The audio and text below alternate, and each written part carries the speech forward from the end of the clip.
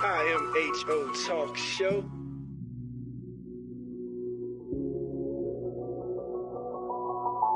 Yes, indeed. Yes, indeed.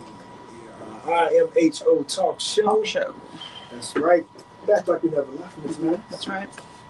And as promised, we're going to get a little deeper into the part of the show where we're talking about, housing, development, and all thereof in Charlottesville area. And so we have a friend with us right about now, a good colleague for quite a while now. I know, 5 years. To the Charlottesville Inclusive Media Project. Y'all know how we do, good people. And so we're talking about none other than Erin O'Hare, reporter for Charlottesville Tomorrow. Erin, how you doing this fine Sunday? I'm doing great. How are you? I can't complain. It's beautiful outside. It is. I plan on. I ain't gonna rush you, but we're gonna wrap up and I'm gonna get outside. I'm gonna do the same. Yeah. Don't take it personal. No, I'm going to a show in Richmond, so okay. I'm with you on that. Good stuff. So, as I said, Erin, we are here. Have you here today? So you could elaborate, let the people know about what you have going on, the reports and things that you've been working on, but in particular, in your health and safety section on cvilletomorrow.org, you have an article called No Way Out, How Virginia Law Fails Vulnerable Renters. Yes. Yeah, so we're reading up on this here, and I'm surprised by a lot of this. I mean, very well written, number one. Thank you. Very well written. But yeah, kind of give us the backdrop. Now, was this something to where did somebody file a complaint that Seville Tomorrow caught wind of, or were you just doing some research on like housing and rentals and you discovered this? How did this article come to be? So community members actually reached out to me, some tenants at this one apartment complex in Albemarle County called Parks Edge reached out to me in summer 2023, and they asked me to come meet with them, kind of hear what they've been going through with their complex, based on some of the other coverage I've done on, say, Midway Manor and the problems they've had there. And so these folks reached out, asked me to come visit, and I did. And that one visit turned into many, many more. And the more I researched, the more I realized that it wasn't just a conditions problem in this one apartment complex. It's a problem with the state law that affects tenants all over the state. So we're probably talking like tens of thousands, hundreds of thousands of people. And the law really doesn't allow tenants to hold their landlords accountable for conditions in their homes. There's really no legal way to force a landlord to fix something. And that is particularly true for low-income tenants who can't afford to hire a lawyer. And, legal aid attorneys do some of these cases pro bono, but they can't help everybody just because of the sheer volume. So that's how that came about. So the folks that you heard from, were they city residents? Were they county residents? Was it a mixture? So even though it's a story about the state law, we have one apartment complex in Albemarle County that's kind of the case study. Okay. Yeah, and that's one of the reasons I asked also, because that leads into, is this looking more like an urban ring thing, or is this a rural thing, or is that a mixture around the state as well? I think it's everywhere, because whether you're a tenant in a rural area or an urban area, this law applies to you, right? So it applies everywhere. And actually, I talked with an expert on safe housing policy who's helped localities throughout the country establish rental inspection programs in particular, but other safe and healthy housing policies. And he said that it's actually more of an issue in rural areas because the housing stock is less, right? Like when you're in a rural area, you probably have fewer options to move somewhere else. And so, the only option people really have if they're facing these issues is to move, which is very expensive, or you just stay and put up with it, which can mean, just terrible things for people's lives. And so even the leases, the contract agreements that the tenant and the landlord are signing doesn't speak to, repairs or anything like that. I mean, it just seems, I don't know, like a huge oversight. Yes. So, like, how do you forget that part? How do you forget that part? Kind of the question, because it is usually in the lease. Okay. And the law states that the landlord is responsible for maintaining these safe conditions in homes, right? And there are, of course, times where a tenant has created the problem. You know, if you've knocked down a wall or done something that happens, right? Mm-hmm. But this is the landlord's responsibility. Mhm. So legally, the landlord is responsible for the majority of these things. Mhm. The problem is enforcing it. Okay. So even though it's the landlord's, responsibility, if a tenant can't get them to react or to respond to them, Mhm. who's sticking up for the tenant? Right. Right? If you don't have the money to hire a lawyer to send letters to say, if you don't fix this, we're going to Yeah. file a case. You don't really have another recourse. Yeah. So it's the enforcement that is the really big problem here. Right. Mhm. Yeah. And this eerily feels similar to just the too big to fail kind of mindset that we have, right? Because it makes me think about how much precedence and how much benefit like developers get, Yes. right? And so then when we look at landlords, it's like the favor is weighed heavily in their direction instead of the people, of the tenants, right? Yes. Like that's a systematic problem. It sure is. And that's why this series is, we published the introduction on Friday, but there's 3 stories that are going to run this coming week that really look into that systematic problem. Yeah. Because you have on here a quote from a lady: "Sewage has flooded my apartment, and they have yet to fix it. It's madness here." And then I even noticed. Looks like this may be like another article, or maybe this is the series "No Way Out." Right, renters in Virginia law, floods, roaches, rats, mold. These are just a few of the issues in Charlottesville. Tomorrow's investigation into how Virginia law often fails to protect vulnerable renters. Now, I noticed in your article too, you had mentioned that when there was some oversight that could have been approved, previous governor, I believe, vetoed it, and then even Spanberger recently vetoed it because she wanted some amendments that they didn't approve. Is there any update there from the state office as to if Spanberger is going to reinitiate the oversight that could take place? Yeah, I'm not sure. I mean, that particular thing was class action lawsuits. Mhm. So Virginia is one of 2 states in the country where you can't file a class action lawsuit. So there's no mechanism to do it in the court system. So, if you have 100 tenants who are experiencing this, they cannot all get together and sue their landlord. They can't. Okay. So as far as I know, that was a pretty recent veto. So I haven't heard anything. Is this like a Dylan Rule type of? I don't think it's still in Okay, rule. okay. That didn't come up in my research, Okay. so I don't want to say no, it's not, but I don't believe so. Okay. But yeah, it's something that the General Assembly has tried to get people the right to do, and they, the governor has vetoed it. Give us some couple stories that have stuck out in your mind, like some heart-wrenching examples of how big an issue this is. There's so many, and I have to say, Do you visit the homes? yes, I did.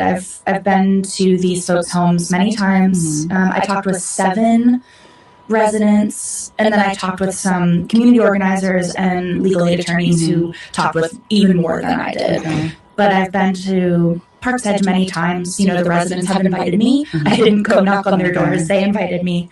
And, the residents have been so brave to speak out about this because they could face consequences, even though landlords are not allowed to retaliate, quote unquote, against a tenant. There are many, technically, there's many ways that they could. They could just choose to not renew the lease and just say, we're just not renewing your lease, and that's that, right? So these folks were really brave, and they are some of the smartest, most resourceful people that I've met because they know their stuff. They know their rights. They know what they need to do to try to protect themselves, but there's so few ways that they can do that. So you'll meet in the first intro, in the intro and in the first story, you'll meet Lanika Hester and her daughter. And they lived in this complex for about 17 years. Okay. And the thing that really pushed them to try to get their landlord to fix stuff was Lenika's daughter, Alicia, she was really, really sick. And they couldn't figure out what it was. And eventually they got an appointment with a nurse practitioner who thought it was due to mold exposure and mold in their unit. And that's something that Lenika had been sounding the alarm bell on for years, like about 2 years at that point in her unit. So just what they went through to try to get just a mold test. It was months of emails back and forth. And their apartment had flooded with what smelled and looked like sewage. And so had their neighbors. They had just you know, with Lenika, I looked through about 150, at least 150, I should say, emails that she had with property management about trying to get various issues fixed. A few times I went and maintenance had been working on her apartment, but then you'd see like debris everywhere. And she was like, well, if this is mold, we're breathing that in, right? So she was just scared. And she put out all this money to get an air filter for doctor's appointments, for hotels when their place flooded, and they didn't want to stay there because it was disgusting. So that's one of the... And a health risk.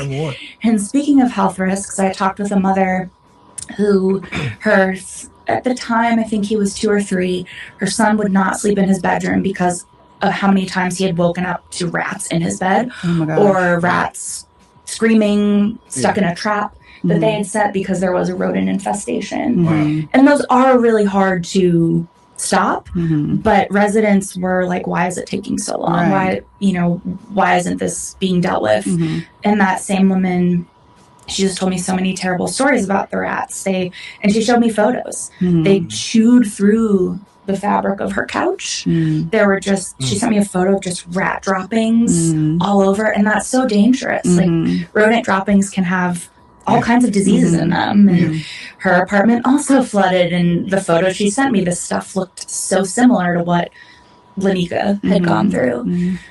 Is there anything that could be done at the local level to help? Say more. So when I was talking with like experts in like housing policy and safe housing policy, a few things came up. One of the major ones was rental inspections. So the idea being that if you have a rental unit, you want to rent it out, the local government has to make sure that it's safe, that it's, habitable for people. And so rental inspections kind of is something that I examined in the third story of this. And in the last couple weeks, I was just kind of doing some last minute fact checking. Like, I had talked to Albemarle County supervisors like 2 years ago and some county staff, and they had told me, well, we can't have a rental inspection program. The law doesn't allow it. And then when I looked more, I was like, wait a second, Roanoke has one. So how could they have one? And then I was told, oh, it's a city versus county thing. But then no one could really tell me what that was. Of course. Yes. And then, the board is different than it was 2 years ago. There's a couple new members. So I reached out to folks again just to say, would you be interested in doing something like this? And a couple folks responded differently.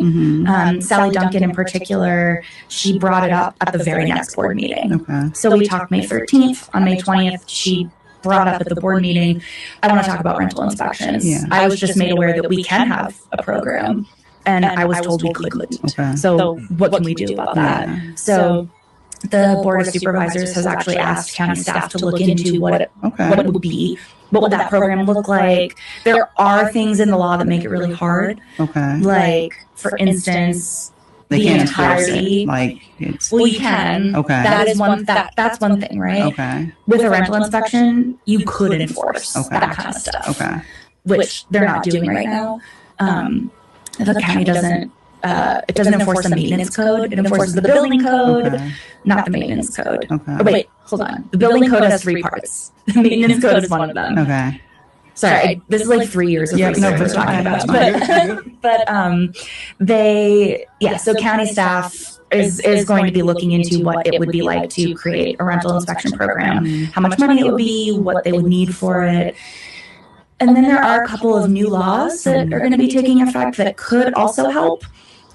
But those things alone won't won't fix the problem, right? Like, say you're a tenant and your landlord is, evicting you because you didn't pay your rent. In court, you cannot say, well, I didn't pay my rent because the place was in terrible condition. That's previously, but I believe starting in July, you can use that as a reason. Okay. So that is something that could help. Okay. And then another thing is that localities will be able to enforce the Residential Landlord and Tenant Act, which they are not. None of the counties necessarily, or cities or towns are doing that right now because it wasn't legal. Yeah. So that is another thing that could help, but that means that a resident has to go and tell the county attorney's office or the city attorney or the state or the town attorney, like, this is happening in my unit, I want to make a formal complaint, which people could be scared to do if they're afraid of losing their place to live. And so those two things could help, but if a county is say the county attorney's office has 5 or 6 people, and you don't know how many complaints you're going to get. Like, I hear these kinds of stories from but that's an obvious indication that there's a problem and that some action needs to be taken. Exactly. Yes. Yeah. So there are things that could be happening. We will see how they go. It's always a matter of political will and how people want to spend, or how elected officials want to spend taxpayer money. Yeah. So, ladies and gentlemen, we are joined by none other than Erin O'Hare of Charlottesville Tomorrow, talking about her great article, No Way Out, How Virginia Law Fails Vulnerable Renters. So, Erin, we're going to take a quick break because we're at the bottom of the hour. We'll come back and we can just wrap up, with sort of next steps, that you found so far, in your work. What's next to expect. And I noticed that you have a piece within an article as well, which is a housing resource guide that people should know about. So we'll talk about that. Awesome. All right. So stay tuned, y'all, and tell a friend. IMHO Talk Show. IMHO Talk Show. That's right. You heard her. You know what it is. I to the ism H Talk Show. I messed it all up. I to the ism H to the ism. There you go. Talk Show. And we are joined by Erin O'Hare, Charlottesville Tomorrow. Thank you for joining us as always, Thanks Erin. for having me. Yeah, I love coming here. Anytime. I'll kick it back over to Max if she wanted to continue our this conversation. is a tough piece. I mean, I know before we went to break, you talked about whether or not this particular issue had the political will of the Board of Supervisors or whomever, the governing body is, whether it's happening here in the city of Charlottesville, but political will, and then, people deciding how they want to spend resources to help mediate this problem. Right. And the issue, the obvious response is, like, what better way to allocate resources and what better problem to give your full attention to? I mean, as a governing body, it is incumbent upon you to take care of and ensure the quality of life of your residents within the framework that you are supposed to do, do so. And so, when you have individuals living under these conditions and landlords who are refusing to really, what it sounds like, make their housing habitable, then you should want to step in. I mean, I'm not so sure I can understand a debate of not stepping in. Like, what the world? I hear you on that. And the expert that I talked to, his name's Greg Meow, and he was really helpful in getting me to understand, what some of those arguments against it might be. And, he also shows, such as, landlords say that it's going to be too expensive and it will put them out of business and then people won't have a place to live. So kill them in the process. Yeah. Sorry. Yeah. Well, that is exactly what this expert said. He's like, these are places that are in some cases killing people. And it's like when Roanoke started their program, after a fire killed a grandmother and her 4 grandchildren, they got pushback from landlords on it. And there is real concern about putting mom and pop landlords out of business, right? They are often the most flexible. Like, you can have a relationship with them. They're a little more flexible. This is just theoretically than a corporate landlord who doesn't live in your community. Right. Big difference. But some places have done things like, they have a rehabilitation fund that the landlord can use. Yeah. And it's funded by fines that landlords have paid for violating codes. So that kind of thing. I understand all of that, but if you decide to get in the rental business, you ought to be able to support your business full circle, including repairs. Yes. And another thing that I didn't quite hammer it home in the article, but a lot of these places that we're talking about are technically funded by taxpayer money because these are folks with housing who are getting vouchers, freaking grants. Exactly. Yes. Exactly. So, the landlords in many cases are collecting money from the federal government that is our money, right? And they're not required to submit certain reports to whoever they're getting this funding from. Yes. So this is another thing that I talked briefly about in the article, but I would really encourage people, if they're interested, to look more into this. The HUD, the U.S. Office of Housing and Urban Development inspection program, is extremely flawed. Okay. ProPublica and I want to say the Southern Illinoisan, they did a huge investigation into this where, inspectors are passing units that are extremely dangerous. Okay. So the HUD rental inspection program is flawed, and they're redoing it, quote unquote, but it hasn't taken effect for the Housing Choice Voucher program yet. Wow. So, rental inspection program that's not doing as it should be doing. That's what that is. Yeah. Gotcha. So, and Aaron, so Max had asked about it last segment as well, but as it pertains to the resources and the guide, I know in the article you referenced Legal Aid Justice. Yes. And so besides them, I see there's a whole guide. So tell us a little bit about the Housing Resource Guide. Yeah. So in my reporting as a neighborhoods reporter, I've talked with so many community members who ask, do you know of anything that could help me get my roof fixed? Because, my tax bill's going up and I'm having to decide which one. And on the spot, I'm trying to remember what those are. So I thought, how great would it be if I could just hand them something that is here's all the things that you can look into, because they were not organized in one spot. So last year, we put out this housing resources guide for Charlottesville and Albemarle County. Thank you so much to my colleague Ashley Harper and to Mike Parisi, who worked with this on us, and the Carr Foundation, who basically paid Mike to help us work on this, because Dave Norris had a similar idea, and he was like, shouldn't we just combine forces instead of duplicate the effort? That's a novel idea. Isn't that great? Yeah. Props to Dave. Yeah. And so we put that out. It's available in 5 languages. We have print brochures. We have the website tool, but it's, everything from I need help paying my rent this month. I need help with an electric bill this month. I am interested in installing solar panels on my roof, but I can't afford it. Are there programs to help you do that? All that stuff. So there's more than 100 different resources there, and we should be updating it soon to reflect, we want to keep it current. And I know that a lot of these programs are maxed out pretty quickly. But that is one resource. There's legal aid services too. So you have the Legal Aid Justice Center in Charlottesville. You also have the Central Virginia Legal Aid Society, which has an office here. And then there's the Virginia Poverty Law Center as well. So I think those are kind of the 3 that I talked with folks for the series for. Okay. Yeah.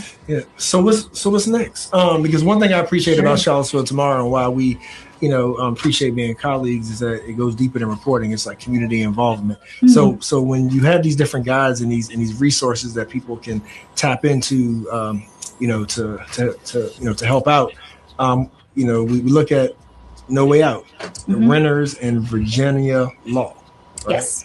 So what's the follow-up to this article, as it pertains to getting people's stories heard and maybe even, affecting change at the state level? Hey, Aaron, be careful. You calling people out in this article. You naming names. For a good cause. We can't forget about these people. They are part of our communities. and definitely experiencing a flaw and issue within that is institutionalized, that is impacting their quality of life. Absolutely. And so Right. those, for the same folks, I'll use an example, who want a better roadway, a better sidewalk, a better tree. These people are living in inhumane conditions and just want the bare minimum. Exactly. Right. And so I really do think that, I really do hope that rather, this governing body will make the right decision there.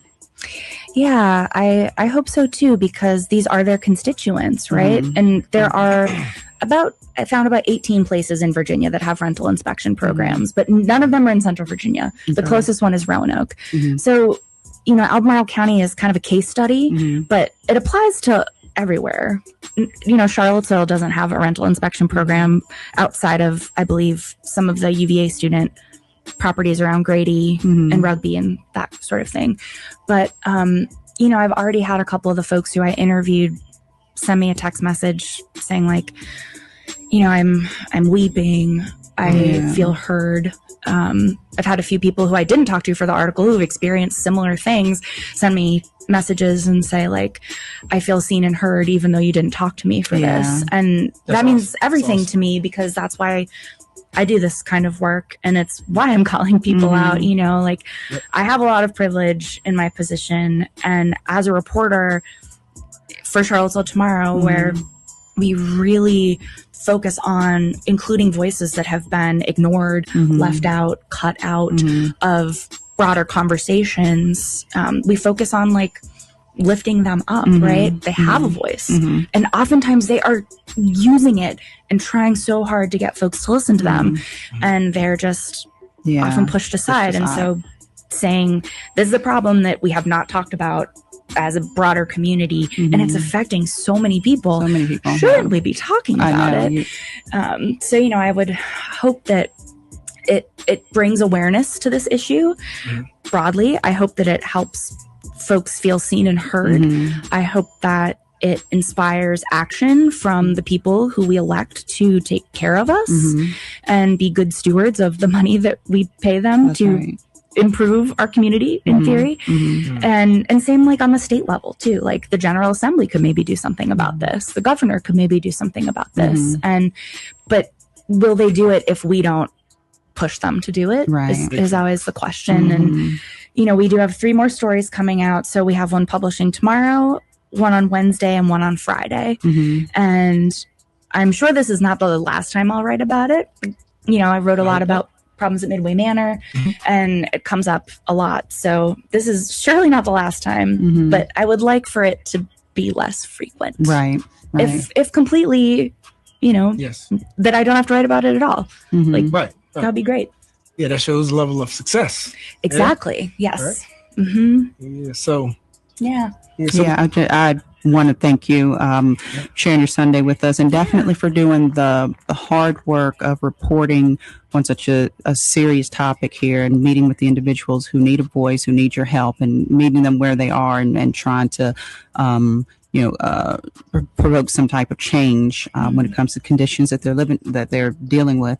It just breaks my heart to think about housing being and healthy, safe housing being at the core of really all of our lives, right? Yeah. And that being the touch point of how we function at work and at school, and how it impacts our health and how it impacts our social life. It's just the touch point for everything that goes on Exactly. in an individual's life. And to know that those folks are experiencing those type of situations, you think about how the reverberations throughout their entire life, Yes. and what it does for them and their children, their children's children. Like Yes. we are in a cyclical Exactly. situation, and that's unfortunately going to have a very detrimental outcome when we talk about the lineage of that family. Absolutely. So thank you. Yeah. And Thanks for having me. Yeah. And Do the right thing. And thanks to the tenants. Really, Yes. they've Godspeed. shared so much with me. They've been so brave, and also they've advocated so fiercely for themselves. Like I would not have come to this if they hadn't reached out to me, or I might have taken a long time. And so just all credit to these tenants for sticking up for themselves, for trying every avenue possible, and for being patient as I reported this for 3 years. So.